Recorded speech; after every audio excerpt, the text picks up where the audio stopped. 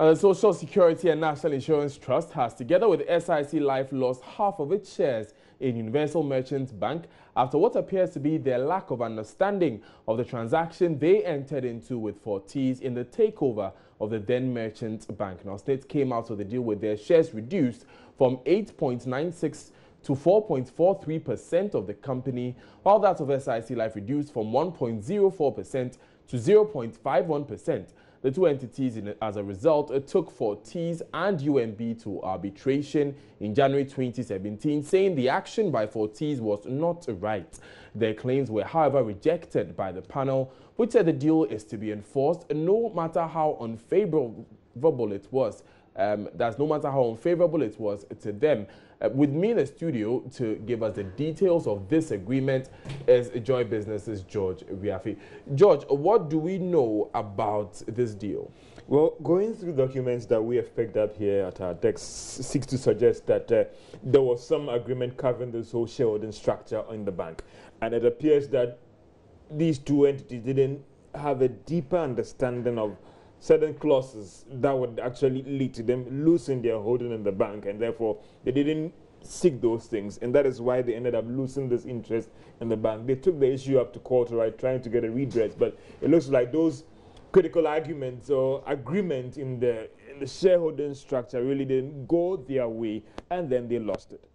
So what was this shareholding structure that resulted in them losing their shares? It talks about the fact that when these new owners took over, they had the right to completely acquire the shares of these companies by making an offer to them. But it looks like that offer wasn't really meant that they have to agree or not to agree. And when that investment is made, obviously their shareholding structure would go down substantially. And that is why you're seeing this thing happening. So it looks like for these other partners in the bank, they didn't take a look at all these agreements that made it come across that going on, their interest is going to go down. So going forward, what is the loss to SSNIT? Well, it looks like their shareholding has dropped down significantly from, as you said, almost 9% to about 4% in the company, whilst in terms of the value of shares has also gone down significantly. Now, you want to ask yourself, why should I care about this? Is the bank UMB doing very well?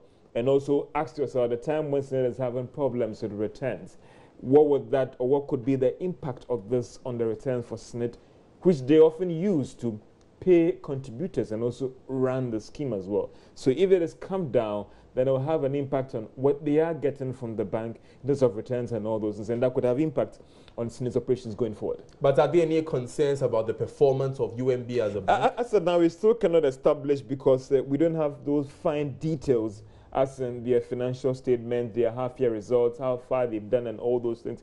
They were supposed to publish, all the companies, all the listed companies, or even all the banks are supposed to comply with directive from the Bank of Ghana by actually releasing their results. Now, if you're able to go through their consolidated accounts, then you can draw a judgment about whether the company or the bank is doing well or not, and what are they even setting aside for shareholders in terms of returns and even dividends and also equity and then returns on investments and all those things. So when you see the financial statement, then you can make a judgment that the bank is doing very well. So how will this reduction in shareholding or interest affect SSNIT?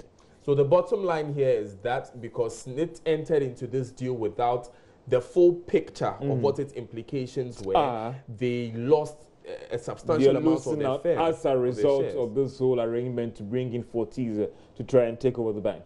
Right. Thank you very much, George. Thank you so much, Wiafi, for your time. George, of course, is with Joy Business, giving us some details there of that agreement.